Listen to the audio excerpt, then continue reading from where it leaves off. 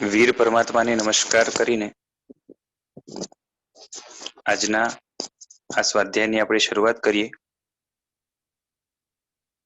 કોઈ વ્યક્તિને બહાર ગામ જવું હોય, પોતે જે ગામમાં રહેલો છે ત્યાંથી બીજા ગામ કે ક્યાંક જવું હોય, બીજા ગામમાં કાં તો બીજા રાષ્ટ્રમાં કે દેશમાં કે પરદેશમાં જ્યાં પણ જવું હોય બીજી જગ્યાએ, અને એ આપણો નજીકનો સગો કાં તો મિત્ર હોય તો આપણે એને પૂછીએ કે ભાઈ તું જાય છે, તારી તૈયારી થઈ ગઈ કે નહીં? તું જઈ રહ્યો છે તો તારી જવાની જે તૈયારી કરવાની છે એ તૈયારી થઈ ગઈ કે નહીં? આવું આપણે પૂછતા હોઈએ છીએ. મારે પૂછવું એ છે કે તૈયારી એટલે શું? એક ગામથી બીજે જ ગામ કે ક્યાંક જતા હોઈએ, બરાબર છે, તો તૈયારી એટલે શું? સમજાય છે હું શું પૂછવા માંગુ છું? કોઈ વ્યક્તિ છે, એને બારે જવું છે, બહારગામ જવું છે, તો એને કોઈ આવીને પૂછે કે ભાઈ તમારે આ દિવસે જવાનું છે, કાં તો કાલે જવાનું છે, કાં તો આજે સાંજે જવાનું છે, તો તમારી તૈયારી થઈ ગઈ? તો તૈયારી એટલે શું?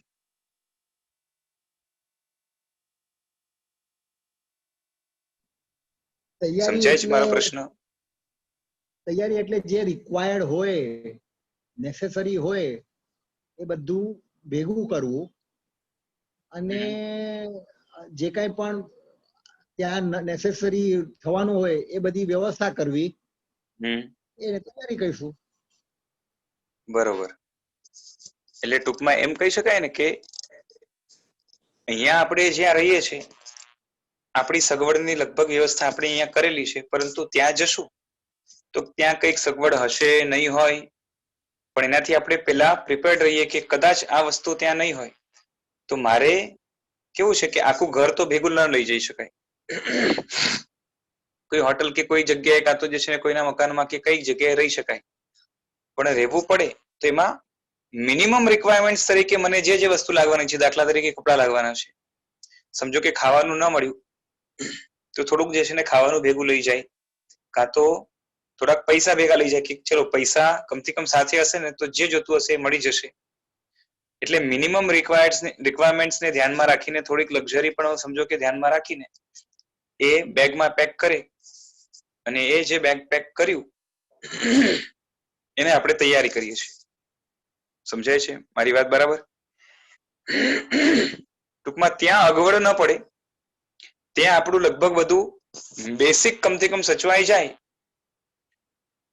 ત્યાં પ્રોબ્લેમ ન આવે, ત્યાં દુઃખ ન થાય, વધારે ડિફિકલ્ટી ત્યાં સહન ન કરવી પડે, વધારે ત્યાં જવું ભારે ન પડે, એના માટેની જે પણ આપણે સગવડ અહીંથી કરતા હોઈએ છીએ એને આપણે તૈયારી કહીએ છીએ. આ વાત બરાબર?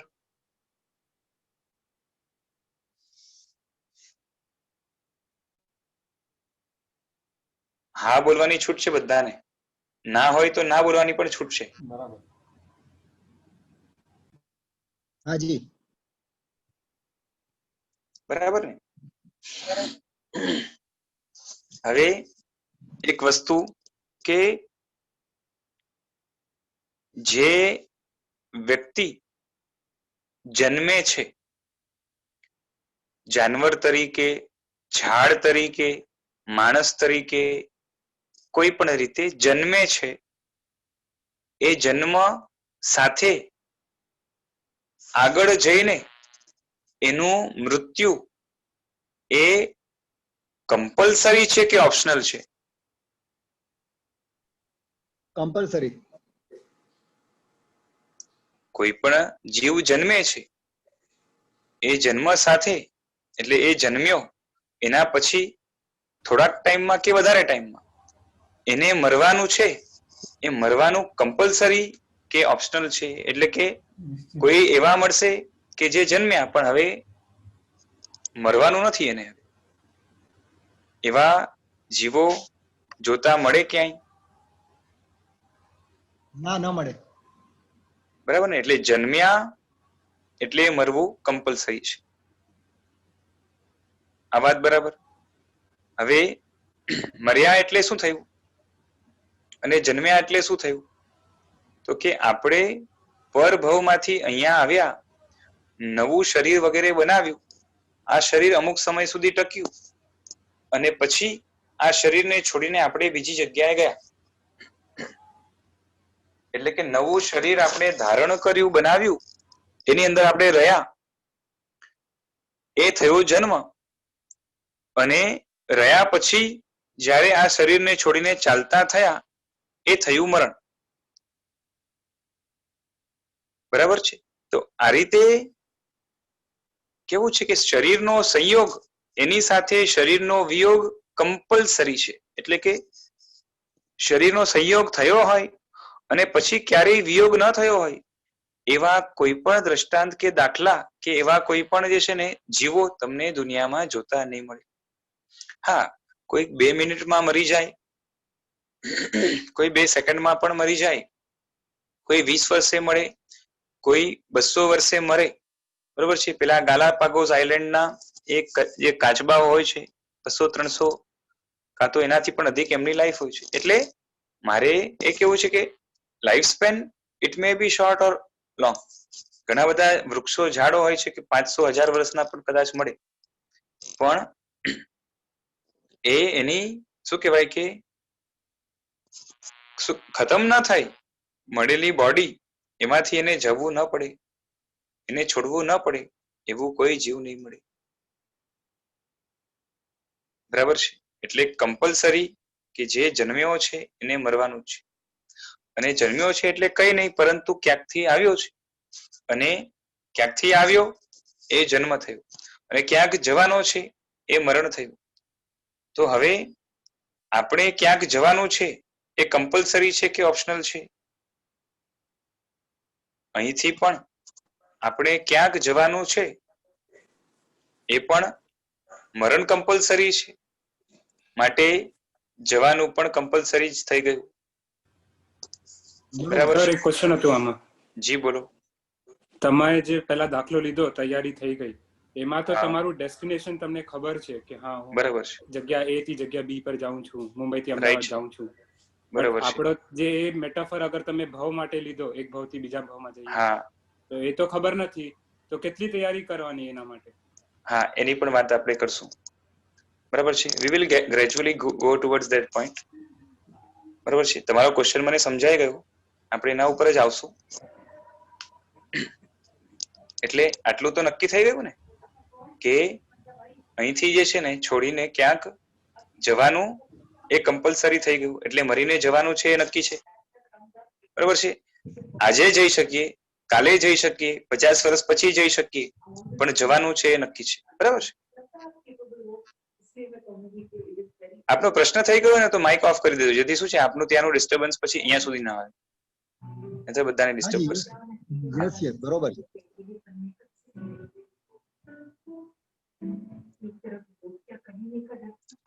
કોણ છે? કનક કરીને ભાઈ કે બેન જે પણ છે, ઓફ કરી દેજો માઇક.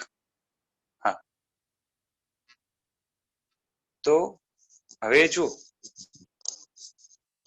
કે એક વાત સમજો કે ઘણીવાર એવું બને કે એક ગામની અંદર માણસ રહેતો હોય અને એ ગામની અંદર બહુ પરિસ્થિતિ એની ખરાબ છે, અને એના કારણે એને ગામને છોડીને જવું પડે એમ છે. ક્યાં જવું એને ખબર નથી. બરાબર છે? અને છતાં પણ જે છે ને એને થયું કે અહીંથી તો જે છે ને ક્યાંક જઈશ, ક્યાંક કંઈક જે છે ને મહેનત કરીને કશું કંઈક કરીશ, પણ અહીંયા કંઈક દાળ ગળે એમ નથી, માટે અહીંયા બહુ મહેનત કરી. એટલે હવે ઘણીવાર એવું પણ બને ને કે ડેસ્ટિનેશન ઇઝ નોટ ફિક્સ. બરાબર છે? અને એવા વ્યક્તિ પણ તૈયારી કરે કે ભાઈ જે છે ને કપડા ખાવાનું કંઈક કંઈક છે ને સાથે લઈને ત્યાંથી નીકળે. જેટલું એની પાસે સગવડ હોય એમાંથી જે છે ને વ્યવસ્થા કરવાનો છે, બહારથી જે છે ને બીજી કોઈ વ્યવસ્થા આમે નહીં થાય. એટલે હંમેશા જવાનું હોય ત્યાં ડેસ્ટિનેશન ફિક્સ હોય એવું નથી. ફિક્સ હોય તો એના માટે એકદમ પ્રોપર તૈયારી કરી શકાય. સમજાય છે ને? જગ્યા જેટલી જ્યાં જવાનું છે એ જગ્યા જેટલી જાણીતી હશે એના માટેની તૈયારી ઘણી સારી રીતે આપણે કરી શકશું. પણ હંમેશા જગ્યા જ્યાં જવાનું છે એ નક્કી હોય એવું નથી. અને ઘણીવાર તો એવું બને કે આપણે ખબર હોય કે આવી જગ્યા છે અહીંયા જવાનું છે, પરંતુ ત્યાં જઈએ તો જે છે ને આખી જુદી જગ્યા નીકળે એવું પણ બને. બરાબર છે? આપણે ધાર્યું એના કરતા જુદું નીકળે. પણ હવે અજાણી જગ્યાએ પણ જવું હોય તો એના માટેની પણ માણસો તૈયારી કરતા હોય છે કે સમજાય છે ને? હા. અજાણી જગ્યા ઉપર પણ જવું હોય તો પણ એની માટે પણ તૈયારી થોડીક કરે. જો એની પાસે કશું જ ના હોય તો તૈયારી કરે નહીં. બહુ તો મેન્ટલી પ્રિપેર્ડ રહી. હે ને? હવે એક જોડી કપડા છે અને બીજું કંઈ ખાવા પીવાનું જે છે જ નહીં, એ હેન્ડ ટુ માઉથ જેવું છે કે આજે મળ્યું ને ખાધું અને કશું નથી તો એને કંઈ તૈયારી કરવાની ના આવે. બરાબર છે? બાકી એને હોય તો તૈયારી કરવાની તૈયારી પણ છે. એને તૈયારી કરવા માટે he is ready but the person is ready but એની પાસે તૈયારી કરવા જેવું કશું નથી માટે નથી કરતો. I hope you are getting my point. Yes yes. હાજી. તો હા, તો હવે ડેસ્ટિનેશન ફિક્સ હોય અને ત્યાંનું આપણે જાણકારી વધારે હોય. જો જાણકારી હોય એ બહુ સારી વસ્તુ છે કે આપણે કોઈ જગ્યાએ ફરવા પણ જઈએ તો જે છે ને ઘણા લોકો બહુ પ્લાનિંગ પૂર્વક જતા હોય કે જે છે ને ગૂગલ ઉપર સર્ચ કરે કે આ જગ્યા જે છે ને એના ઉપર લોકોના રિવ્યુઝ કેવા છે, પછી આ જગ્યાના રિવ્યુઝ કેવા છે, ત્યાં જે છે ને ગવર્મેન્ટ ક્વાર્ટર્સ કેવા છે, પ્રાઇવેટ ક્વાર્ટર્સ કેવા છે, ત્યાં બીજું એ ટુરિઝમ કેટલું ડેવલપ છે, આ બધું જે છે ને જોઈને એ જાય. પછી મોંઘામાં મોંઘી વસ્તુ શું છે, સસ્તામાં સસ્તી વસ્તુ શું છે, ત્યાં જે છે ને એટ્રેક્શન પોઈન્ટ્સ ક્યાં છે, એનાથી જે છે ને શું લાભ થશે, આવું ઘણું બધું રિસર્ચ કરીને પણ જે છે ને એ આખું વ્યવસ્થિત પ્લાનિંગ પૂર્વક આખું પ્લાન આઉટ કરે કે આપણે પહેલા દિવસે અહીંયા ઉતરશું, સવારમાં અહીંયા નાસ્તો કરશું, આમ કરી અને આખું પ્લાન કરે. તો જેટલી જાણકારી વધારે હોય એટલું વધારે સારું છે. સમજાય છે? અને જાણકારી ન હોય તો એ આપણા માટે થોડુંક શું કહેવાય કે એક જાતનું રિસ્કી અને ઉલટાનું એના માટે આપણે વધારે એલર્ટ રહેવાનું. આ વાત બરાબર છે? વધારે એલર્ટ ક્યારે રહેવું પડે? જ્યારે જાણીતી જગ્યા ઉપર જવું હોય તો એના માટેની તૈયારી વ્યવસ્થિત આપણે કરીને એ હિસાબે નીકળીએ. અને અજાણી જગ્યા ઉપર જવું હોય તો આપણે એલર્ટ પણ વધારે રહેવું પડે, તૈયારી પણ એ હિસાબે વધારે થાય અને મેન્ટલી પણ આપણે વધારે પ્રિપેર્ડ રહેવું પડે. બરોબર છે, એકદમ સાચી વાત. બરાબર છે ને? હવે તમે વિચાર કરો કે જે જીવો કે જે લોકો એવા છે કે જેણે પોતાના જીવનની અંદર ઘણું સારું કર્યું, બરોબર છે? સારાનો અર્થ ખાલી માત્ર જે છે ને ફેમિલી લાઈફ કે સોશિયલ લાઈફ કે જે છે ને કમ્યુનિટી લાઈફ કાં તો જે છે ને કે દેશ માટે સારું કર્યું હોય એટલામાં જ સારું પતી નથી જતું. કારણ કે મેં ગઈકાલે પણ કીધું કે માત્ર માનવ કે માનવ સમાજની ભલાઈ કરવાથી એ જગતમાં જે છે ને હિત બહુ અલ્પદે જે છે ને એ લેખાય. ઉલટાનું આખા જગતનું એટલે કે જગતના બધા જીવો, કેમ કે આમ જોવા જાવ તો જે છે ને જગતની અંદર જેટલા જીવો છે એમાંથી મનુષ્યની સંખ્યા બહુ અલ્પ છે અને એમાં પણ પાછા માનવના ભૌતિક હિતની જ મોટે ભાગે ચિંતા કરાતી હોય છે. એટલે એની વેલ્યુ આમ જોવા જાય તો આખા જગતની સામે કઈ નથી. એટલે સારું પણ જે છે ને એટલા લેવલનું જોઈએ. એટલે કે જીવનમાં જેણે ઘણું સારું કર્યું છે, બની શકે એટલું જે છે ને કોશિશ બનતા પ્રયત્ને બીજાને સુખી કરવાનો પ્રયત્ન કર્યો છે અને બધાને સુખી કરી શકાય એવું તો ક્યારેય કોઈ જીવથી સીધે સીધું બનતું જ નથી. પણ એટલું છે કે આપણે બની શકીએ બીજાને દુઃખ ન આપીએ એટલું આપણા હાથમાં છે. બધાને સુખી કરવું કે ન કરવું એ આપણા હાથમાં નથી, પરંતુ બધાને દુઃખી ન કરવું એ આપણા હાથમાં છે. પણ એની માટે પણ જે છે ને એક ઝાટકે નહીં થાય પાછું, બરાબર છે? એટવન્સ નહીં થાય, ધીરે ધીરે કરીને થાય. એટલે જે વ્યક્તિ પોતાના જીવનમાં એ હિંસાદીના ભાવો, બીજાને કપટ દ્વારા છેતરવાના ભાવો, બીજાને દુઃખ આપવાના ભાવો એ ઓછા કરે અને જીવનની અંદર બને એટલું બીજા ઉપર ઉપકાર કરે, એવા પ્રયત્નો કરે, તો એનું જીવન સારું છે.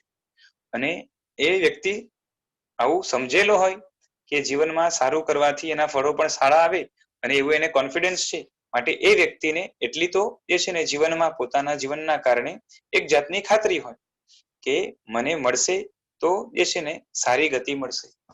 બરોબર છે. એટલે ઓલમોસ્ટ એનું કેવું છે, એકદમ જે છે ને ક્લિયર ભલે ન હોય, પણ પરભવમાં મને આવું સારું મળવાનું છે.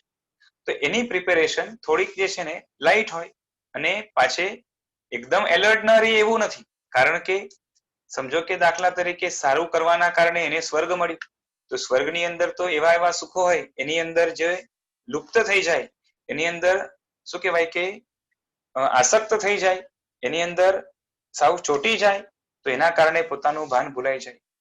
માટે એને પણ એલર્ટ તો રહેવાનું આવે, એવા સંસ્કાર, એવી હેબિટ્સ વગેરે જે છે ને પોતે આ ભાવમાં જ એવા નિર્માણ કરી દે કે વધારે સુખોની અંદર પણ આસક્ત ન થઈ જવાય, વધારે રાગ વગેરે ન થઈ જાય. કારણ કે રાગમાંથી જે છે ને અત્યંત રાગમાંથી દ્વેષ પેદા થાય છે. એટલે સમજુ વ્યક્તિ આ રીતે કરે, બરોબર છે. અને એના માટે પણ ઘણું જે છે ને જ્ઞાન, ઘણું ચિંતન મનન, ઘણું જે છે ને શું કહેવાય કે વિશ્લેષણ વગેરે માંગે. જ્યારે આપણા જેવા લોકોની તો હાલત એ છે કે પ્રભવમાં ક્યાં જશું આપણે ખબર નથી. લગભગ લોકોની હાલત આવી છે, બરોબર છે. ઘણાને તો છે ને કે પ્રભવ કે મૃત્યુની વાત આવે તો જે છે ને એ હાર્ટ બેસી જાય, બરોબર છે. કે મરણનું નામ સાંભળે કે આની વાત નહીં કરવાની, કે મરવાનું હશે ત્યારે મરશું, હમણાં એની વાત નહીં કરવી, કે હમણાં તો જીવી લઈએ, બરાબર છે. પણ મરવાની વાત કરવી કે મરવાનો વિચાર કરવો એટલે કઈ એ સુસાઇડનો વિચાર નથી, પરંતુ એક જાતની પ્રિપેરેશનની વાત ચાલે છે કે મરવાનું છે અને ક્યાંક જવાનું છે, તો એના માટે આ ભવની અંદર આપણે એવું તો શું જે છે ને પરભવમાં કામ લાગે એવું લઈ જઈએ, બરોબર છે ને. જે આપણા હાથની વસ્તુ હોય એટલામાંથી જ લઈ જઈ શકાશે, એનાથી વધારે નહીં લઈ શકાય, બરોબર છે. ગરીબ માણસ હોય તો 4 જોડી કપડા કે 2 જોડી કપડા હોય એટલા લઈ જાય. અમીર માણસ હોય જે છે ને એ શું કહેવાય કે પોતાનો આખો ચાર્ટર્ડ પ્લેન જે છે ને, કાં તો જે છે ને બીજું એની પાસે જે સાધનો હશે એ બધું સાથે લઈ જશે, એવું પણ બની શકે. કાં તો જે છે ને કઈ નહીં હોય તો કમથી કમ જે છે ને પૈસાનો બંડલ કે ચેક કે જે છે ને ક્રેડિટ કાર્ડ, ડેબિટ કાર્ડ જે પણ હોય એ બધું લઈ જશે.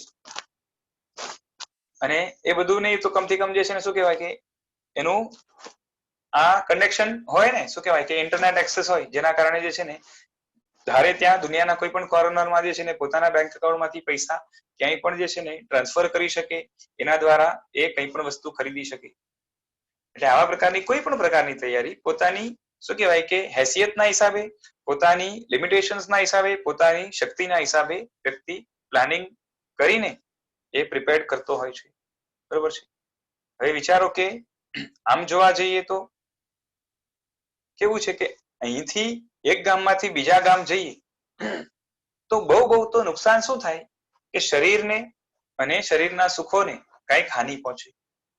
જ્યારે પરભવની અંદર તો જે છે કેમ કે પરભવ આમ જોવા જાવ તો નેક્સ્ટ જન્મ ખાલી એટલી જ વાત નથી, કેમ કે આગળના ઘણા બધા જન્મોની વાત આવશે. એટલે એની અપેક્ષાએ આપણું આ જન્મ ઘણું નાનું કે ટૂંકું, માટે પ્રિપેરેશન ઘણી વધારે લાગે. આ કોઈ ડરાવવાની વસ્તુ નથી, પરંતુ પોતાના જીવનને સારા બનાવવાની વાત છે કે આ ભવમાંથી પરભવમાં શું લઈ જઈ શકાય છે એની વાત ચાલે છે. જેમ ત્યાંથી ત્યાં કપડા લઈ જઈ શકાય, પૈસા લઈ જઈ શકાય, ખાવાનું અમુક જાતનું લઈ જઈ શકાય, એ પણ એક લિમિટમાં લઈ જઈ શકાય. એ જ રીતે આ ભવથી પરભવમાં શું લઈ જઈ શકાય છે જે આપણને મિનિમમ આપણી જે નીડ્સ છે એ પૂરી પાડે, અને આગળ જઈને જે છે ને આપણે ક્યાંક ગરીબ ન થઈ જઈએ એવા પ્રકારનું જે છે ને આપણે ત્યાં સેટઅપ ગોઠવી શકીએ, એવું આપણા પાસે હમણાં જે છે ને પ્લસ પોઈન્ટ શું છે એ વિચારવાનું આવે. સમજાય છે શું કહું છું? બોલો, આ ભવમાંથી પરભવમાં આપણે સાથે શું લઈ જઈ શકીએ? પરિવાર લઈ જઈ શકીએ, પરિવાર છે, પૈસો છે, ઘર છે, બરોબર છે, સગવડો છે, કર્મ લઈ જઈ શકાય. કોઈ પણ ભૌતિક વસ્તુ નહીં લઈ જવાય. હા, ભૌતિક વસ્તુમાં કર્મ છે, બરાબર છે. કર્મ પણ ભૌતિક જ વસ્તુ છે. ભૌતિક એટલે પૂતગલની બનેલી જે આત્મા સાથે ચોટેલી છે અને પરભવમાં સાથે આવે છે. બાકી અહીંનું જે છે ને ઊભું કરેલું આ જ ભવમાં આપણે જેટલું ઊભું કર્યું છે પોતાની મરજીથી ઊભું કર્યું છે કે કર્મના કારણે ઊભું થયું છે, જેની સાથે આપણો સંબંધ છે, એમાંનું કંઈ સીધું સાથે આવતું નથી. આ વાત બરાબર છે. તો હવે પ્રિપેરેશન કરવાનું આવે તો જે વસ્તુ લઈ જઈ શકાય છે એમાંથી, બરાબર, કે જેમ છે ને એ એક ગામમાંથી બીજે ગામ જતો હોય માણસ, તો એ છે ને પોતાના કપડા, ખાવાની વસ્તુ કે પૈસા એને સાઈડમાં મૂકી દે અને ઘરની ટાઇલ્સ ઉખેડીને જે છે ને બેગમાં ભરવા માંડે અને બીજી જગ્યાએ લઈ જવા માટેની પ્રિપેરેશન કરે, તો એવો માણસ કેવો ગણે?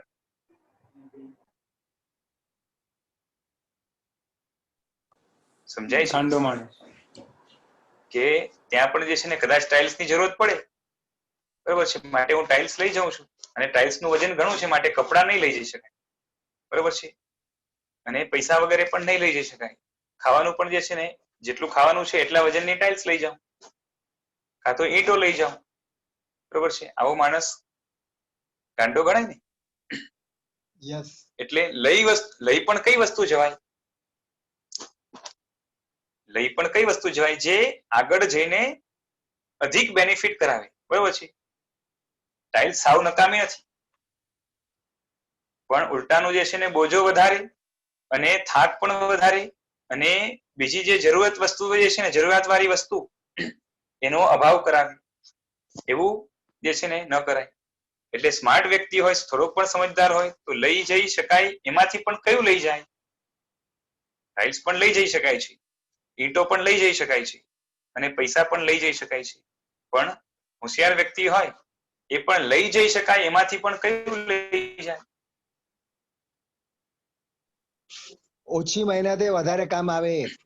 બરોબર છે. પૈસા. હા, હવે કર્મની વાત થઈ, આમ તો ઘણી બીજી વસ્તુ પણ લઈ જઈ શકાય છે, એના ઉપર પણ આપણે આવશું, પણ હવે કર્મની વાત આવી તો કર્મ બે પ્રકારના છે, પુણ્ય અને પાપ, બરોબર છે. તો સમજુ વ્યક્તિ, બરોબર છે, કોને લઈ જશે? પુણ્ય. સમજદાર વ્યક્તિ હશે એ કોને લઈ જઈ શકશે? એટલે કોને લઈ પુણ્યને જશે? પુણ્યને લઈ જશે. સમજાય છે? અને પોતાની જે છે ને જેટલી તાકાત હશે એ હિસાબે અહીંયાથી પુણ્ય ભેગું કરશે અને પરભવમાં લઈ જશે. હવે પુણ્યને લઈ જવું એ શું કહેવાય? બાપાનો માલ છે કે એના માટે ચોક્કસ પ્રકારનું આપણું પોતાનું કેરેક્ટર ડેવલપ કરવું પડે. પુણ્ય છે એ લઈ જવું એ સહેલું છે કે એના માટે પોતાના કેરેક્ટરને, પોતાની પર્સનાલિટીને, પોતાના જીવનના એ ગુણ વગેરે છે, વેલ્યુઝ છે, મોરલ્સ છે, અને બીજું શું કહેવાય કે જે સારાપણું છે એ બધું જ જે છે ને અપલિફ્ટ કરવું પડે. સમજાય છે ને? કે અહીંયા પણ આ ગામથી પેલા ગામ ગયો, પૈસા લઈ ગયો તો પૈસા મફતમાં મળ્યા હતા ના, કે કમાવ્યા હતા, મેળવ્યા મહેનતે હતા. મળ્યા? બરોબર છે. એટલે એ રીતે અહીંયા પણ બોલે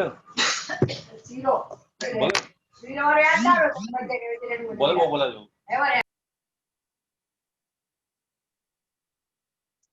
તો એ જ રીતે અહીંયા છે એ પરભવમાં લઈ જવું હોય પુણ્ય, તો આપણે પાછું જો પુણ્ય પણ તમને બે ઓપ્શન આપવામાં આવે કે એક પુણ્ય એવું છે જે આગળ જઈને જે છે ને ઘણું પાપ કરાવશે અને તમને દુઃખ આપશે. બીજું પુણ્ય એવું છે જે આગળ જઈને નવું પુણ્ય બંધાવશે, બરોબર છે. તો આપણા મોઢામાં જે છે ને પાણી કે લાર ટપકે કોને જોઈને? સારા પુણ્યને જોઈને. બરોબર ને? સારો એટલે જે આગળ પુણ્યની આખી ચેન ચલાવે, કે નવું પુણ્ય ભેગું કરી આપે, બરોબર છે. તો એનો મતલબ એ થયો કે આપણી પર્સનાલિટીમાં જ એવા ભાવો એવી આદતો, એવા સંસ્કારો વણાઈ જાય, એકમેક થઈ જાય, જેથી કરીને આપણું મન જ એટલું શુભ રહે કે આપણે જ્યાં જઈએ ત્યાં પુણ્ય બંધાય. બરોબર છે? બોલો, સ્વાર્થથી પુણ્ય બંધાય કે બીજાની મદદની ભાવનાથી પુણ્ય બંધાય? મદદથી. સમજાય છે ને? આ તો એક ને એક બે જેવી વાત છે કે જે છે ને એ સ્વાર્થી માણસને આખી દુનિયા છે ને એ લુચ્ચો માને. ભલે પોતે સ્વાર્થ કરતો હોય, બરોબર છે, પરંતુ સ્વાર્થી માણસ એ દુનિયામાં એની કઈ વેલ્યુ નથી હોતી. આવું તો જે છે ને કોઈ નાસ્તિક હોય એને પણ પૂછો તો પણ એ પણ કહી દેશે કે એની જે છે ને ફૂટી ખોળની કિંમત નથી. માત્ર એ એટલો બધો જે છે ને પોતામાં જ રીવે છે, બીજા કોઈની પડી નથી. જેનું જે થવું એ થાય, પણ મારું ભલું થાય છે. અને એ ભલું પણ જે છે ને પાછું વિચારે નહીં કે ટેમ્પરરી છે. અને આવો માણસ છે ને એની આમ જોવા જાય તો શું કહેવાય કે દુનિયાની દ્રષ્ટિએ પણ એ આવો માણસ જે સ્વાર્થી હોય, ઓનલી સેલ્ફ સેન્ટર્ડ હોય અને કોઈની કઈ પડી ન હોય, અને એ પણ પાછું એમાં સેલ્ફ સેન્ટર્ડમાં પણ કેવું કે એ તુચ્છ ભોગો કે તુચ્છ એ શું કહેવાય કે વસ્તુઓ ની પાછળ પોતાને મળે એમાં રાજી થાય અને બીજા કોઈને આપવા પણ તૈયાર ન થાય, કોઈને મળે તો રાજી પણ ન થાય અને કોઈની મદદની પણ ભાવના ન હોય. આવો માણસ દુનિયામાં કેવો ગણાય? હલકો ગણાય, તુચ્છ ગણાય. આમ જોવા જઈએ તો ભંગાર માણસ કહેવાય આને. બરોબર છે? હવે આવો માણસ આપણે નફરત માટે નથી કહેતા, પણ એક કેટેગરી છે કે માણસો પણ અલગ અલગ પ્રકારના હોય, જીવો પણ અલગ અલગ પ્રકારના હોય. તો એમાંથી આ બહુ જે છે ને કેવો હલકો ગણાય. એટલે એના જીવનની અંદર સ્વાર્થના કારણે પાપ ઘણું છે, કારણ કે એને કોઈ પ્રત્યે કઈ નથી. જ્યારે એટલે હવે તમે વિચાર કરો કે જે જીવો કે જે માણસો કે વ્યક્તિઓ પોતાના સ્વાર્થથી જેટલા ઉપર થાય, બરોબર છે, જેમ છે ને એકલો માનસી સ્વાર્થી એ ખરાબ જ ગણાય છે. ઓકે, સેલ્ફિશનેસ ને તો જે છે ને એ બધાએ વખોડ્યું છે, પરંતુ જે પોતા માટે પણ કરે છે અને પરિવાર માટે પણ કરે છે એ માણસ એના કરતા સેલ્ફિશ માણસ કરતા સારો ગણાય. બરાબર છે? અને એમાં એ છે ને પરિવાર માટે ઘણું કરે અને પોતાને ઘસાવાનું પણ આવે તો ઘસાઈ જાય તો એના કરતા સારું ગણાય. એ જ રીતે જે વ્યક્તિ આખા સમાજ માટે કરતો હોય એ વ્યક્તિ એના કરતા પણ સારો ગણાય. એમાં જે વ્યક્તિ આખા રાષ્ટ્ર માટે કરે એ વ્યક્તિ એના કરતા પણ સારો ગણાય. બરોબર છે? પોતે સેલ્ફિશ મોટિવ થી કરતો ના હોય, પણ એને જે છે ને એમ થાય કે એ રાષ્ટ્રએ મને ઘણું આપ્યું છે અને માટે મારી ફરજ છે કે રાષ્ટ્રને મારે આપવું જોઈએ, અને રાષ્ટ્રના કારણે હું છું, માટે મારું જીવન આખે આખું પણ આપી દઉં તો પણ ઓછું છે. અને આ બધા જ જે છે રાષ્ટ્રના લોકો એ મારા ભાઈ બહેન જેવા છે, એક કુટુંબ જેવું છે રાષ્ટ્ર. અને એવી ભાવનાથી કરે તો એ સ્વાર્થથી ઘણો ઊંચો ઉઠ્યો. એ જ સર, રીતે અહીંયા એક પ્રશ્ન હતો. હાજી બોલો. તમે જે હમણાં જે સજ્જન વ્યક્તિની વાત કરી એ તો સમજમાં આવી, બટ બરોબર અગર છે. કોઈ એવું વ્યક્તિ હોય જે હા. ફક્ત પોતાનું વિચારતો હોય, પોતાનું હિત હા. વિચારતો હોય ના, અને હિતની વાત નથી, ભૌતિક સ્વાર્થની વાત છે. કેમ કે એકલું હિત વિચારે તો જે છે ને એવું છે કે પોતાનું હિત વિચારે એમાં જગતનું હિત આવી જ જાય. કારણ કે તમે કેવી વિચાર રીતે? કરો, કે મારે પોતાનું હિત કરવું હોય, બરોબર છે, ખરું હિત, બરોબર છે, હા, તો એ ક્યારે થાય? જ્યારે હું સ્વાર્થી ન હોઉં ત્યારે. કેમ કે સ્વાર્થ વાળો વ્યક્તિ જે છે ને એ ખરું હિત, સ્વાર્થી એટલે શું? ભૌતિક સ્વાર્થ, કે મને મળ્યું છે હું 4 જણને આપું તો એમાં મારું હિત છે, મારું પણ હિત એમાં જ છે. 4 જણને તો મદદ થાય જ, પણ એના કારણે મારું જ કેરેક્ટર અપલિફ્ટ થાય છે. બરાબર છે? એટલે પછી કરી શકે કે ન એની વાત નથી, પણ અંદરની ભાવના તો એની એવી જ છે. પણ હવે એટલે છે ને કે તમે કોઈને દુઃખ ના આપો અને પોતા માટે જે છે ને અને કોઈ દુઃખી ના થાય એવી તમારામાં કાળજી છે, એવી તમે ભાવના પણ રાખો છો, એવી વધારેમાં વધારે જો સંસારમાં છે સાવ જે છે ને કોઈ પણ જીવ સંસારમાં જ્યાં સુધી છે કોઈને દુઃખ ના આપે એવું બનવાનું જ નથી. શ્વાસ તો લેશે ને કમથી કમ. હા, બરાબર છે? એટલે કોઈને દુઃખ ના આપે. અને એમાં પણ જો આમાં છે ને આગળ જઈને તો એવું પણ આવે કે મોક્ષમાં જતા પહેલા શ્વાસ પણ બંધ થઈ જાય. બરાબર છે? મોક્ષમાં જાય ને એની પહેલા શ્વાસ પણ બંધ થઈ જાય. આમ છતાં પણ શરીરની અંદર આત્મા રહેલો છે, એટલે શરીર સાથે જોડાયેલો છે, કર્મ સાથે જોડાયેલો છે, એટલે શ્વાસ પણ બંધ છે. બરાબર છે? એ શ્વાસ દ્વારા થતી હે હિંસા હતી ને એ પણ અટકી ગઈ છે. આમ છતાં પણ એ શરીર સાથે જોડાયેલો છે, શરીર સાથે સંબંધ છે, માટે શરીર એનું ગણાય. અને એ શરીર હોવાના કારણે આવતા જે છે ને પવનના શું કહેવાય કે ઝપાટા કે પવન વહે છે, એટલે શરીરના કારણે પણ જે છે ને એ હિંસા તો થવાની છે. એટલે કે સંસારમાં છે ત્યાં સુધી સંપૂર્ણ અહિંસા તો નહીં જ થાય. સંપૂર્ણ અહિંસા માટે તો તમારે અશરીરી બનવું પડશે, શરીર રહિત બનવું પડશે. પણ શરીરમાં છો ત્યાં સુધી મારા દ્વારા ઓછામાં ઓછી હિંસા થાય, અને બની શકે તો કોઈ પણ હિંસા ના થાય, પણ એવું શક્ય નથી. આવી ભાવના વાળો હોય અને મારામાં જો તાકાત હોય તો જે છે ને બીજા જીવોનું પણ જે છે ને હિત કરું, અને આ બધાથી જ મારું પોતાનું અપલિફ્ટમેન્ટ છે. એટલે આવો જે સ્વાર્થ છે ને એને પારમાર્થિક સ્વાર્થ કહેવાય. બરોબર છે? એટલે એ ખરું હિત છે. એટલે એ છે ને કે પોતાના સાચા સ્વાર્થમાં, પોતાના સાચા હિતકારી સ્વાર્થમાં આખા જગતનું હિત સમાયેલું છે. કેમ કે આવું કરીને પોતાની અંદર આ રીતે જો સેલ્ફ સેન્ટર થાય અને સાધના કરીને મોક્ષે જાય, તો આજ પછી સમજો કે આ ભાવમાં કોઈ વ્યક્તિ મોક્ષે ગયો, એના કારણે શું થયું કે હવે એના જન્મ મરણ અટકી ગયા. બરાબર છે કે જન્મ મરણ અટકી ગયા એનો મતલબ શું કે જ્યાં જ્યાં જન્મવાનો હતો ત્યાં કેમ કે જન્મ એની સાથે હિંસા રહેલી છે. કેમ કે જન્મ એટલે શરીર ધારણ કરે, શરીર ધારણ કરે એટલે જે છે ને હિંસા થશે જ. એટલે એને પોતાના જન્મને અટકાવી દીધો. એટલે જે પોસિબિલિટી રૂપ આગળના અનંતા ભવો હતા એ બધા ભવો અટકી ગયા. કાયમ ખાતેની હિંસા, ક્રોધ, માન, માયા, લોભ બધું જ અટકી ગયું. એટલે બધા જ જીવોને એના થકી જે ત્રાસ થતો હતો એ બધો જ જે છે ને ત્યાં સ્ટોપ થઈ ગયો. આમ જોવા જઈએ તો એને પોતાનું જ સાધ્યું છે. આખા જગતને આમ જોવા જઈએ તો ડાયરેક્ટલી કઈ નથી આપ્યું, પણ એના દ્વારા જે પણ નુકસાની થતી હતી જગતના જીવોને એ બધું જ અટકી ગયું. એટલે એના તરફથી આખા જગતને અભય મળી ગયું. કોઈ ભય નથી હવે.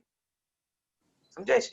એટલે સ્વહિતમાં તો સાચા હિતની અંદર આખા જગતનું હિત એ સમાયેલું છે. અને સાથે એ પણ છે કે એ વ્યક્તિને જેણે આ રીતે પોતાનું સાધીને મોક્ષમાં ગયો છે, એ વ્યક્તિને જે માણસ આદર્શ બનાવશે એ માણસ પણ જે છે ને એ માર્ગે ચાલીને મોક્ષમાં જશે. એટલે હંમેશા માટે દુઃખોથી, આધિ વ્યાધિ ઉપાધિથી, હિંસાદી ભાવોથી, દોષોથી હંમેશા માટે રહિત થઈ જશે. એટલે જગત માટે, આખા જગતના બધા જીવો માટે એ પર્સન આઈડિયલ આદર્શ રૂપ બની જશે. એટલે વિચાર કરો કે સ્વહિતમાં તો આખા જગતનું સાચું હિત સમાયેલું છે, પણ કયું હિત? જો આત્મિક હિત લો તો. ભૌતિક હિત લેવા જશો તો ઘણા પ્રશ્નો થશે.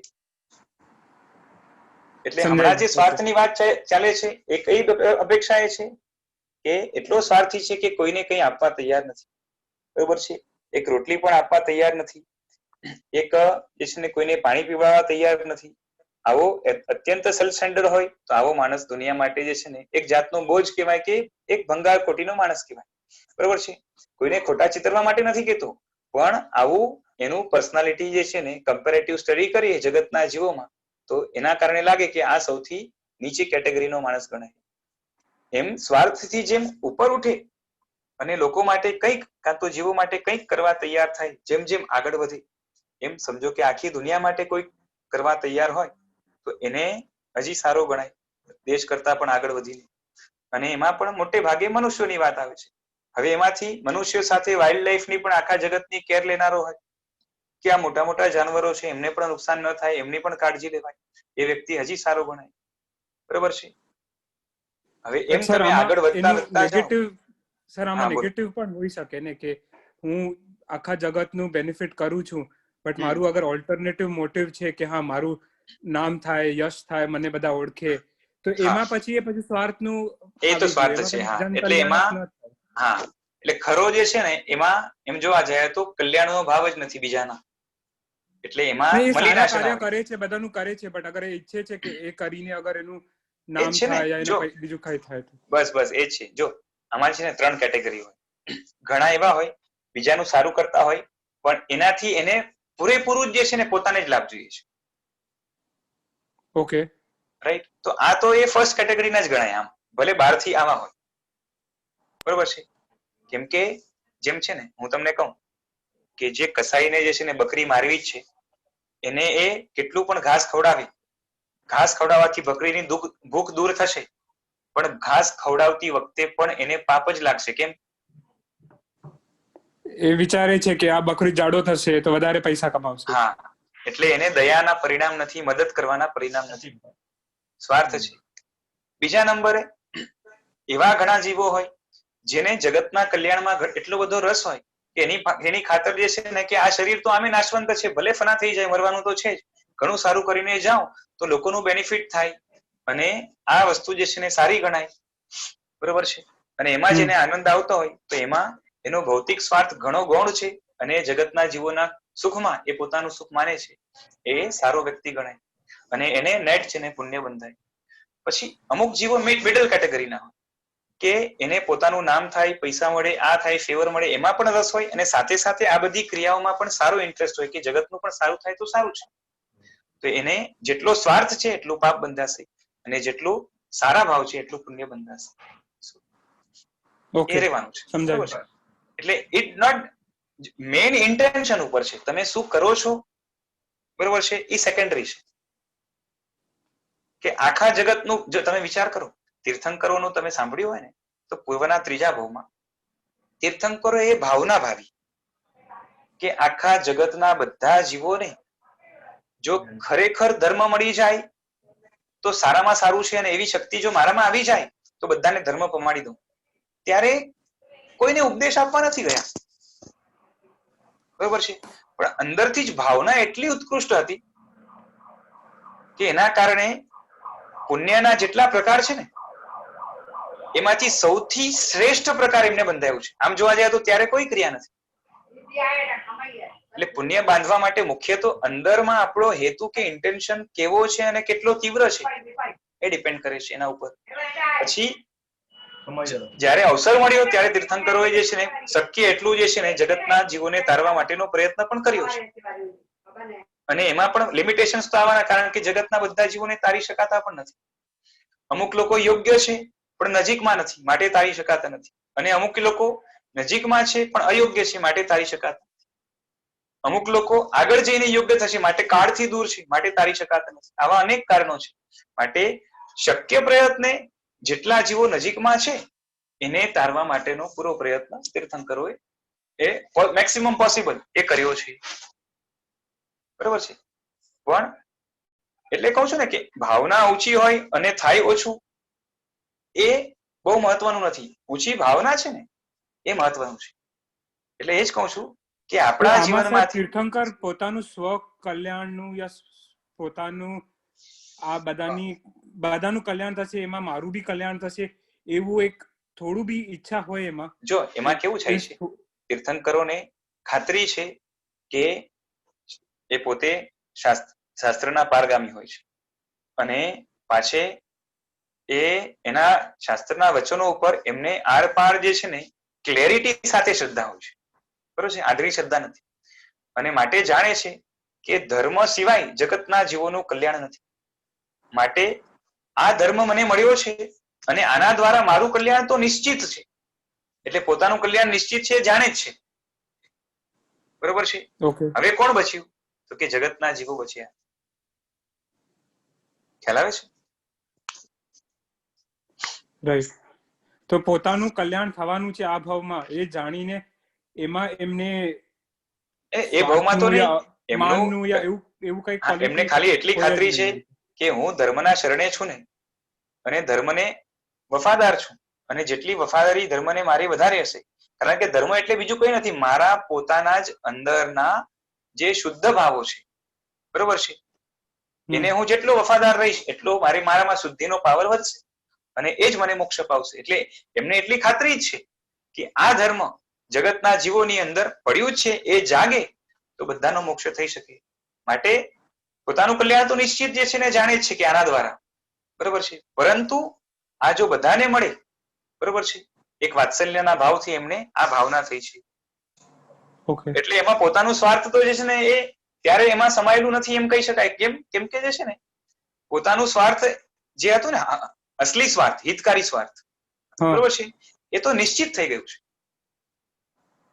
હવે ફિક્સ થઈ ગયું છે, બરોબર છે. જેમ હોય ને કે તમારા ઘરમાં તમને છે ને એ લોટરી લાગી ગઈ 1 કરોડની, બરોબર છે, અને તમારી ઈચ્છા હોય કે તમારા ભાઈને પણ લાગવી જોઈએ, તો તમે તમારા ભાઈને શું કહેશો કે તું જે છે ને અહીંયાથી જે છે ને આ લોટરી આ રીતે લઈશ અને ટ્રાય કર તો તને તારી પણ લાગશે.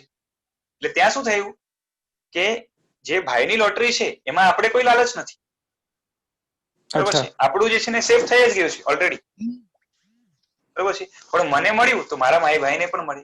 એટલે ખરો સંબંધ હોય પ્રેમનો, બરોબર છે, વાત્સલ્યનો, તો જ્યાં જ્યાં આપણો વાત્સલ્યનો સંબંધ હોય એને આપણે મળેલી વસ્તુ જે છે ને આપણે કહેશું. એક જાતનું સેવાય કે શું કહેવાય, સેલ્સમેનશિપ. સમજાય છે? ખરી સેલ્સમેનશિપ. તો આ રીતે પણ ભગવાનને પણ એવું છે કે પોતાનો જે છે ને સ્વાર્થ એટલે કે પોતાનું ભૌતિક નહીં આત્મિક સ્વાર્થ એ નિશ્ચિત થઈ ગયું છે. માટે હવે કે મને મળ્યું તો બધાને આપવું, અને બધા જ જીવો જગતના મારા જેવા જ છે. માત્ર ફરક એટલો જ છે કે મને સમજાઈ ગયું છે એને નથી સમજાયું, બાકી બધાના અંદરમાં જ પૂર્ણ ધર્મ રહેલું છે, પૂર્ણ સુખ રહેલું છે, પૂર્ણ જ્ઞાન બધું જ રહેલું છે.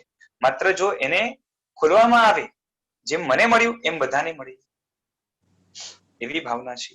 અને મારામાં શક્તિ આવે તો હું બધાને આપી દઉં. વિશાલભાઈ, અને આ જે ભાવના એ તો ત્રીજા ભાવમાં છે ને? હા. અને જે ભાવમાં તીર્થંકર થયા એ ભાવમાં એક વખત એમણે દીક્ષા લીધી પછી તો કોઈને પમાડવાની સીધી ઈચ્છા નથી. ઈચ્છા નથી, બરોબર છે. એટલે એના પર થોડો ક્લેરિફાય કરશો પ્લીઝ?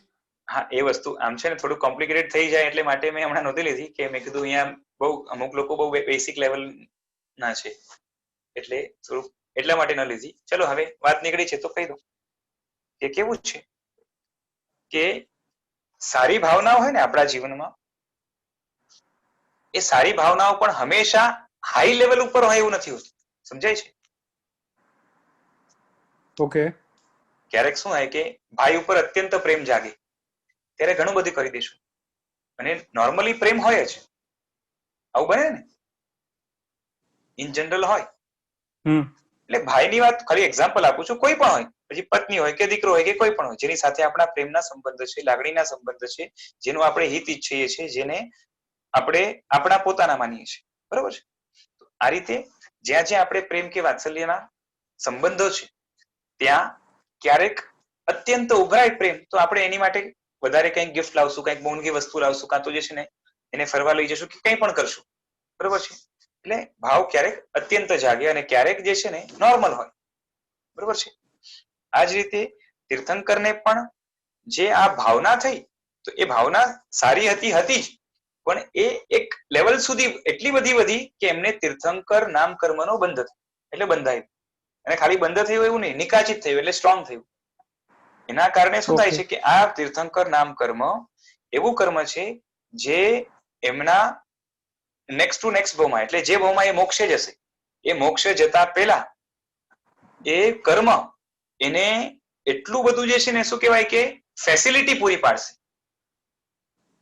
કે જેના કારણે એ જગતના જીવોને એ શું કહેવાય કે બહુ ઓપ્ટિમલી જગતના જીવો ઉપર પ્રભાવ પાડી શકશે ધર્મનો,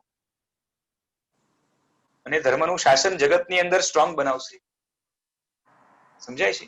એટલે એવો કર્મ છે જે તમને જેમ છે ને સમજો કે કોઈ માણસ છે એને બોલવાની શક્તિ મળી છે અને બીજાને બોલવાની શક્તિ નથી મળી, બરોબર છે. તો બે માણસને છે ને બીજાને કોઈક વાત કેવી છે, બરોબર છે, તો ઇફેક્ટિવલી કોણ કહી શકશે વધારે? જનરલી બોલવાની શક્તિ જેની પાસે છે, બરોબર છે, બરોબર છે. એટલે શું થયું કે આને બોલવા માટે જે ઇન્સ્ટ્રુમેન્ટ જોતા હતા ને મોઢામાં કે જે ખોડખાપણ છે, એટલે એકને છે એકને નથી, એટલે શું છે કે આને પુણ્ય વધારે છે માટે એનામાં બોલવાની શક્તિ અધિક છે એટલે બોલવાની શક્તિ છે.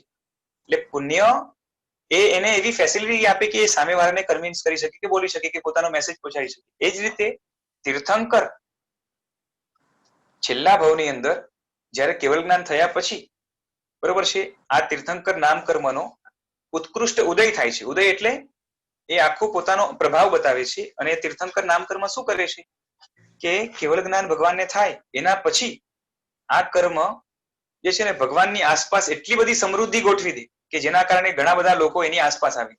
લોકો ખેંચાઈને આવે, જે છે ને દેવતાઓના દેવતાઓ આવે, અને લોકો જે છે ને કુતૂહલથી પણ આવે કે આટલું બધું જે છે ને આટલી સુગંધ, બરોબર છે, આટલું સુંદર વાતાવરણ એ જોઈને આવે, બરોબર છે. તો એક જાતનું પુણ્ય છે. પછી ભગવાનની વાણી પણ એટલી મધુર હોય, એની અંદર પણ સૂર વગેરે જે છે ને દેવતાઓ પૂરે, જેથી વાણી હજી મધુર લાગે, એટલે લોકોને સાંભળવામાં પણ મજા આવે.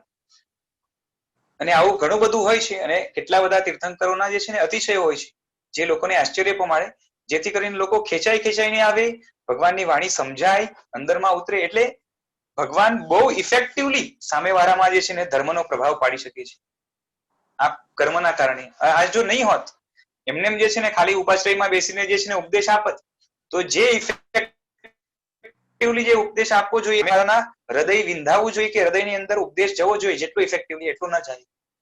સમજાય છે ને? હા, બટ હમણાં તમે કીધું છે તીર્થંકરના ભાવમાં દીક્ષા કર્યા પછી. હા, એક અશોકભાઈ કીધું, એ પણ હું કહું છું કે તીર્થંકરના ભાવમાં પણ જન્મે ત્યારથી દીક્ષા લે ત્યાં સુધી પણ જગતના જીવોનું હિત થાય એવી ભાવના છે, બરાબર છે. ઓકે. દીક્ષા લે એના પછી આવી કોઈ વિશેષ ભાવના નથી, અંદરમાં પડી છે, પણ એને શું કહેવાય કે ઉપયોગમાં નથી લાવતા. અને ત્યારે કેમ કે હવે શું છે, એમને પણ ખબર છે એ ભવની અંદર, બરોબર છે, એમને પણ ખબર છે કે જગતના જીવોને પમાડવું હોય, અને પાછે જન્મથી પોતે જાણે જ છે કે હું પોતે તીર્થંકર થઈ અને જગતના જીવોને ઉપદેશ આપવાનો છું આ રીતે. પણ તીર્થંકર થવું હોય તો કેવળ જ્ઞાન પામવું પડે, અને કેવળ જ્ઞાન પામવું હોય તો જગતના જીવોની પણ જે લાગણી છે, જે પ્રેમ છે કે રાગ છે, એને પણ એક બાજુમાં મૂકીને બધા જ પ્રકારના સારા કે ખરાબ રાગ દ્વેષને સાઈડમાં મૂકી અને આત્માના શુદ્ધ ભાવમાં લીન થવું પડે. અને એવી સાધના કરવા દ્વારા જ આગળ જઈને કેવળ જ્ઞાન થાય. એટલે પૂરા રાગદ્વેષ ખપે નહીં ત્યાં સુધી કેવળ જ્ઞાન ન થાય. માટે સંપૂર્ણ રાગદ્વેષ રહિત પોતે બનવા માટે સાધના જ્યારે કરે ત્યારે આ બધા પણ જે છે ને સારા પણ રાગદ્વેષ એ બધા મૂકી દે છે. ખરાબ તો મૂકી જ દીધા છે પેલાના ભાવની અંદર જ. એમની પર્સનાલિટી જ એવી છે તીર્થંકરના ભાવમાં કે એમને ક્યારેય પણ ખરાબ રાગદ્વેષ થાય જ નહીં. થાય તો સારા જ થાય, જગતના હિત માટે જ થાય. પરંતુ સારા પણ રાગદ્વેષ જો મુકાય નહીં તો સમતા ન આવે, બરાબર છે. સમતા એટલે રાગ પણ નહીં ને દ્વેષ પણ નહીં, સારા પણ કે ખરાબ પણ કોઈ પણ જાત. અને એ પ્રાપ્ત કરવી હોય તો સમતા પ્રાપ્ત કરવી હોય તો બધા જ રાગદ્વેષને સાઈડમાં મૂકવા પડે. અને બધા જ રાગદ્વેષ મૂકી અને એવી સાધના કરે છે. એ રાગદ્વેષ બધા મૂકી દયા એટલે કોઈની અહિતની જેમ ભાવના નથી, એમ કોઈના હિતની પણ ભાવના. અને એ રીતે તીર્થંકરો આરાધના કરતા કરતા છેલ્લે હંમેશા માટે અંદરમાં આપણે મનનો વિષય ચાલે છે ને, મનોવિજય આત્મશુદ્ધિ, મનની અંદર જે અનાદિકાળના રાગદ્વેષ પડ્યા છે એ હંમેશા માટે સાફ થઈ જાય છે. ભાવમન જેવું કશું રહેતું નથી. ભાવમન એકદમ ક્લિયર એટલે ઝીરો. એટલે અંદરમાં હવે કોઈ અશુદ્ધ ભાવો નથી. અને એના કારણે તીર્થંકર હવે વિતરાગ બને છે. વિતરાગ બન્યા પછી થોડીક જ ક્ષણોમાં કેવળ જ્ઞાન આવે, અને કેવળ જ્ઞાન જેમ આવે એના પછી તીર્થંકર નામકર્મ જે એમણે બાંધ્યું હતું એ પોતાનો પૂરો ઇફેક્ટ બતાવે, અને એના કારણે આ બધી સમૃદ્ધિ મળે. અને પછી ઇફેક્ટિવલી કેવળ જ્ઞાનના કારણે જે બોલે એ બધું, કેમ કે કેવળ જ્ઞાન છે એટલે સંપૂર્ણ જગતના બધા જ ભાવોને, બધા જ જીવોને, બધી જ વસ્તુઓને એ રીતે જાણે કે એમનાથી કશું છૂપું ન હોય, બધું જ જાણે, ભૂત ભવિષ્ય વર્તમાન એક સાથે જુએ. અને એના કારણે એમના વાણીમાં જે નીકળે એ સત્ય જ હોય. અને એ સચોટ સત્ય દ્વારા જગતના જીવોને બરોબર હિતકારી ઉપદેશ આપે, અને એ ઉપદેશ બધા જીવોની અંદર ઉતરે એ માટે આ તીર્થંકરની જે વૃદ્ધિ છે એ બધું જ એને સપોર્ટ કરે, બરોબર છે. એ કર્મ સત્તા પણ જાણે જે છે ને તીર્થંકર નામ કર્મ જાણે તીર્થંકરને એમ કહેતું હોય કે તારે જગતના જીવોને શું કહેવાય કે એ સંસારથી પાર ઉતારવાની તારી જે ભાવના હતી ને, તને પૂરેપૂરો મોકો આપું છું, તારાથી જેટલાને તારી શકાય એટલું તારી લે, પૂરેપૂરી તને છૂટ છે, બરોબર છે. અને તને જે પણ સામગ્રી લાગશે, બરોબર છે, તારા સંયોગ મુજબ એ બધી જ સામગ્રી હાઈએસ્ટ ક્વોલિટીની હું તને આપવા તૈયાર છું. એટલે આખા જગતની કર્મ સત્તા એમાંથી જે ટોપ લેવલ જેને કહેવાય, પુણ્યમાં પણ ટોપ લેવલ એટલે તીર્થંકર નામ કર્મ. એ એટલે આમ કઈ રીતે કહેવાય કે આખું કુદરત જ જે છે ને એ હવે પરમાત્માને જાણે આધીન થયું હોય, બધી જ શક્તિઓ જે છે ને એના ચરણની અંદર આડોટતી હોય એવા પ્રકારની જાહો જલાલી સાથે એ કેવળ જ્ઞાન પછી તીર્થંકરો વિચરતા હોય છે, ધર્મ ઉપદેશ આપતા હોય છે અને જગતના જીવોનું જે છે ને કલ્યાણ કરતા હોય છે અને અસ્ખલિતપણે કલ્યાણ ચાલતું રહે માટે ધર્મ તીર્થની એટલે કે શાસનની સ્થાપના કરે છે અને એમની પરંપરા દ્વારા એ આચાર્ય ઉપાધ્યાય મુનિઓ દ્વારા આ જગતની અંદર ધર્મ એ જે છે ને વહેતું રહે છે. એટલે વિશાલભાઈ આની અંદર આનો મતલબ એ થયો કે પ્રશસ્ત કશાય, સારી ભાવના, સારી ઈચ્છાઓ છઠ્ઠા ગુણસ્થાનક સુધી જાળવી રાખવાની છે. હવે તમે ગુણસ્થાનકની વાત કરશો સમતામાં પહોંચીએ પછી જ છોડવાની છે. હા, એટલે સારી ભાવનાઓ આપણે તો કરવા જેવી જ છે, કેમ કે સારી ભાવનાઓ કરવાનું કોને છે? તો જેની અંદર જ્યાં સુધી ખરાબ ભાવનાઓ પડી છે, બરોબર છે, પછી એક્સપ્રેસ થાય કે ન થાય આપણે જોવું પડે, પણ આપણી પર્સનાલિટીમાં જ્યાર સુધી ખરાબ ભાવનાઓ પડી છે ત્યાર સુધી સારી ભાવનાઓ આપણા માટે કરવા જેવી છે. અને એ થઈ જાય, આપણી પર્સનાલિટી પૂરેપૂરી જે છે ને સારી થઈ જાય, આપણા મનની અંદર કોઈ પણ ખરાબ ભાવ ન આવે એવું આપણું મન થઈ જાય, બરોબર છે, સારા જ ભાવો જગતના કલ્યાણના, આત્મકલ્યાણના એવા ભાવો આવે, એવી ઈચ્છાઓ થયા કરે, એવા જ રાગદ્વેષ થાય, બરોબર છે. એના પછી એ રાગદ્વેષને છોડવાનો આવશે, એની પહેલા નહીં. એની પહેલા તો કરવા જેવા છે. જેમ છે ને 3 સ્ટેપ્સ છે. આપણે ખરાબમાં છીએ એટલે અપ્રશસ્તમાં કે અશુભમાં છીએ, અશુભમાંથી શુભમાં જવાનું, શુભમાંથી શુદ્ધમાં જવાનું, બરોબર છે. એટલે 3 દાદરા હોય ને પગથિયા, અહીંયાથી અહીંયા, અહીંયાથી અહીંયા, બરોબર છે. તો અહીંયાથી અહીંયા કોને જવાનું? કે જે અહીંયા રહેલો છે એને અહીંયા જવાનું, અને જે અહીંયા રહેલો છે એને અહીંયા જવાનું. અચ્છા, હવે વિશાલભાઈ થોડુંક આપણે ડાયગ્રેસ તો થઈ ગયા. હવે તમારો જે મૂળ ટોપિક હતો આજનો, એમાં હજી કેટલો ટાઈમ બાકી છે? હા, એ મારે પૂરો કરવો છે કે મેઇન એ જ છે કે પરભવની અંદર આપણે જો પુણ્ય લઈ જવું હોય તો 2 વસ્તુ બહુ જરૂરી છે. સારું પુણ્ય લઈ જવું હોય ને ભવો ભવ ચાલે તો અંદરમાંથી જે સ્વાર્થ છે, કયો સ્વાર્થ? ભૌતિક સ્વાર્થ, બરોબર છે, એને બને એટલો ઓછો કરવો પડે. અને અહીંયા સુધી કે ભૌતિક સ્વાર્થ પૂરેપૂરો નાબૂદ ન થઈ જાય ત્યાં સુધી મહેનત કરવી પડશે, જેટલી થાય આપણાથી. એટલે પરોપકારના જે છે ને ભાવો અંદરમાં નિર્માણ કરવા. બીજા નંબરે અંદરમાં પોતાના એટલે કોના? શરીરના નહીં, આત્માના હિતની ભાવનાઓ એ જાગૃત કરવી પડશે, બરોબર છે. એટલે જેને એટલે આત્માને, જેને આપણે હમણાં સુધી ઇગ્નોર કરીએ છીએ, માત્ર શરીરની જે છે ને ચિંતા કરીએ છીએ, સ્વજનોની ચિંતા કરીએ છીએ, એમાંથી થોડાક ઉપર ઉઠીને કાં તો પર થઈને જે આપણું પોતાનું અસ્તિત્વ છે, આપણે પોતે જે છીએ એવા આત્માની ખરી ચિંતા કરવાનું થાય, બરોબર છે. સ્વાર્થ જશે તો પુણ્ય બંધાશે, અને ખરી ચિંતા જે છે ને જાગશે તો એ પુણ્ય એની સાયકલ ચાલશે, બરોબર છે, આગળ નવા પુણ્યને જન્મ આપશે. માટે પરભવમાં લઈ જવું હોય તો આવી પર્સનાલિટી ધીરે ધીરે કરીને પણ ડેવલપ કરવી પડે. અને એના બધાના રહસ્યો પાછા આ કઈ રીતે કરવું એ બધાના રહસ્યો આપણે જે પુસ્તક વાંચીએ છીએ એમાં આપણે એક એની આઈડિયા મળશે, મનોવિજ્ઞાન આત્મશુદ્ધિ. કારણ કે બધું પરાક્રમ આપણે કરવાનું છે, જે કંઈ પણ એ બધું જે છે ને શું કહેવાય કે ઓપરેશન બધું મનની અંદર કરવાનું છે, એટલે એ વસ્તુ આગળ આવવાની છે. એટલે અલ્ટિમેટલી રહીને ફરી વસ્તુ તો આ જ આવવાની છે કે મનને જીતવા અને આત્માને જીતવાના સંકલ્પથી જે ભાવો કરાય છે અને એ ભાવો એ પુણ્ય બંધાવે છે, આગળ જઈને પુણ્યની સાયકલ ચલાવે છે, અને અંતે પુણ્યની પણ જરૂરત ન પડે એવી અવસ્થા એટલે કે મોક્ષ સુધી આપણે પહોંચાડી દે છે. માટે એવું આપણું પર્સનાલિટી ડેવલપમેન્ટ, આપણું કેરેક્ટર ડેવલપમેન્ટ થવું જોઈએ, અને એ જ પરભવની અંદર આપણી સાચી કમાણી તરીકે સાથે આવશે. અને એક વાત સમજી રાખો કે જે માણસને બીજી જગ્યાએ જવું છે એ માણસ પાસે બોલો સોનું ચાંદી હીરા મોતી હોય સાથે, પછી અનનોન પ્લેસ ઉપર પણ જવું પડે, બરોબર છે, તો એને લગભગ વાંધો ન આવે, બરોબર છે કે નહીં? શું કહું છું? હા, ન આવે વાંધો, બરોબર છે.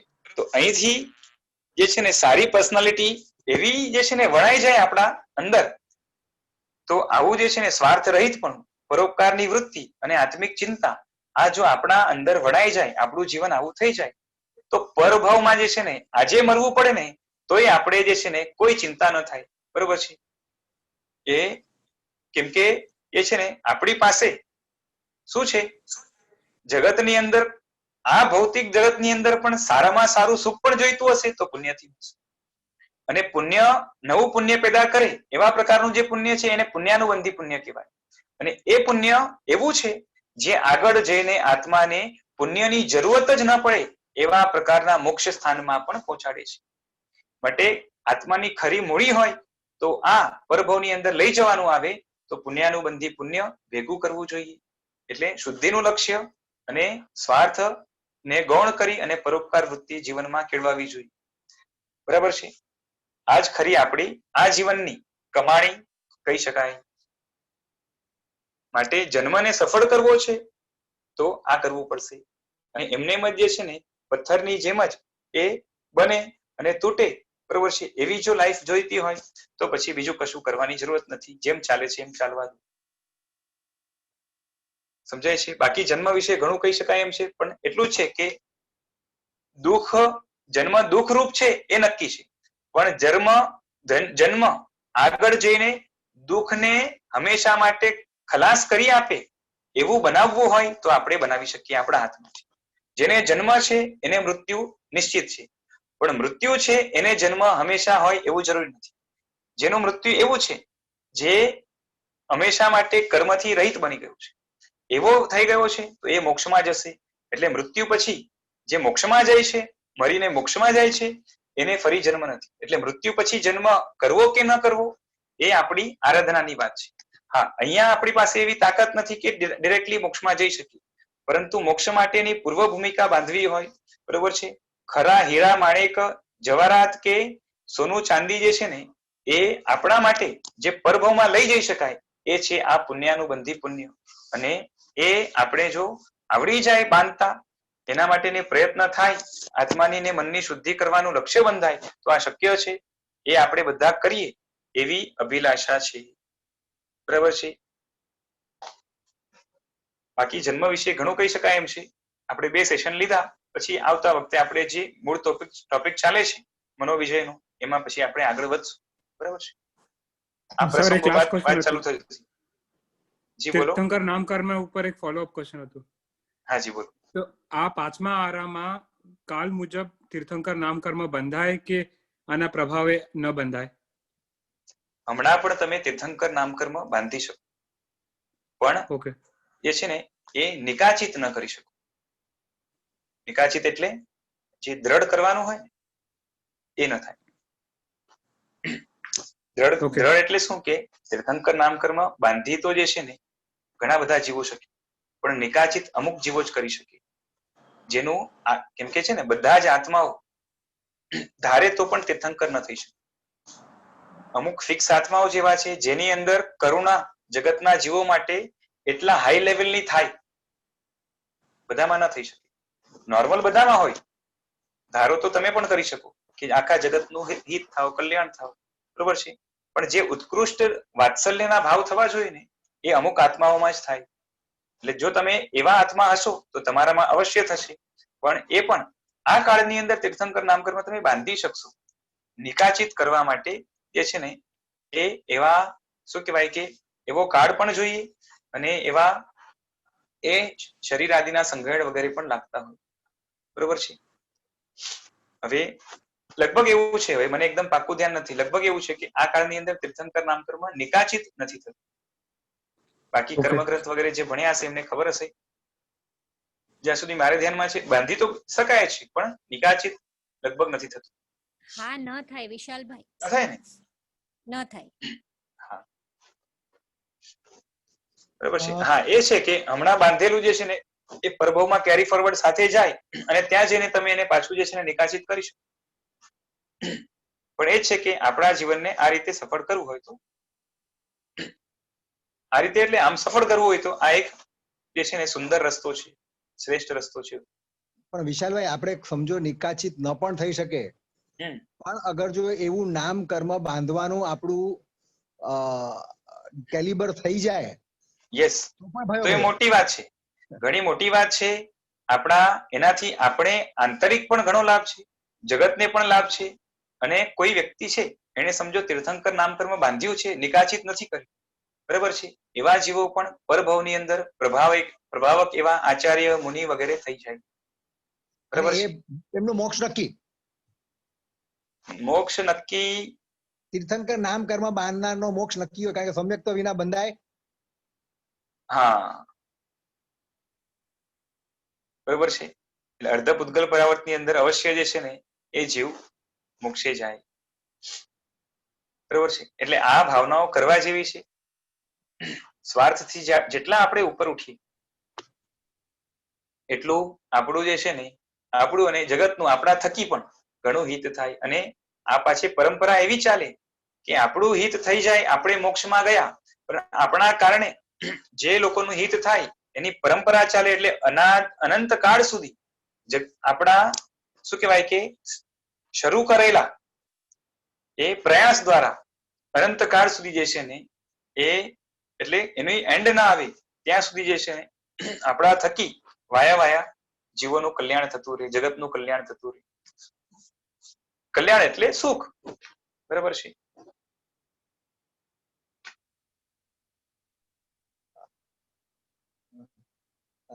વિશાલભાઈ, હવે સમય થયો છે. હા, બહુ ખૂબ આભાર. મેં બહુ જ શોર્ટ નોટિસમાં તમને ગઈકાલે વિનંતી કરી કે આ એક ટોપિક લો. એટલે હું તો આજે હું જેને વિચારતો હતો કે જન્મનું શું કહું, અને પછી અચાનકથી 2 મિનિટ પહેલા એક ધ્યાનમાં આવ્યું કે જે છે ને આપણે જન્મ સાથે મૃત્યુ જોડાયેલું છે, તો મૃત્યુની તૈયારી કરવી, મૃત્યુની સાચી તૈયારી કરવી એ જ જન્મની સફળતા છે. અને એના ઉપરથી પછી જે સૂઝ્યું મેં કીધું, બાકી જેના આજ્ઞા વિરુદ્ધ કંઈ બોલાયું તો મિચ્છામિ દુક્કડમ. નહીં, આપે ખૂબ સુંદર રીતે જણાવ્યું. મેં અત્યાર સુધી જેટલું સાંભળ્યું છે સાહેબજીના મુખે કે બીજા કોઈકના મુખે કે વાંચ્યું છે, એના હિસાબે તો મને આપે જે પણ કીધું એની અંદર ક્યાંય એવું નથી લાગ્યું કે કઈ વિનાજ્ઞા વિરુદ્ધ હોય. અને બહુ સુંદર રીતે આપે સમજાવ્યું. ખૂબ ખૂબ આભાર. That two within so much short time. આપે આ મને એવું લાગ્યું કે જાણે કોઈ મહાત્માને આપણે કીધું ને ઇમિડિયેટ એમણે વ્યાખ્યાન ચાલુ કરી દીધું વિષય ઉપર. ખૂબ સુંદર, થેન્ક યુ. એ તો ઉપરથી આવ્યું છે, અને માટે એ જે ગુરુ ભગવંતોના એ આશીષ માથે વરસે છે, એમાંથી એક જેમનો બહુ મોટો રોલ છે એવા આચાર્ય ભગવંત શ્રીમદ વિજય યુગભૂષણ સુરીશ્વરજી મહારાજ સાહેબ, જેમના કારણે ઘણી બધી જે છે ને કન્સેપ્ચ્યુઅલ ક્લિયરિટી મોક્ષ માર્ગની અંદર મળી છે, એમને કોટિશઃ વંદન કરી અને આજનું આ સેશન આપણે અહીંયા એને વિરામ આપીએ છીએ. પ્રણામ.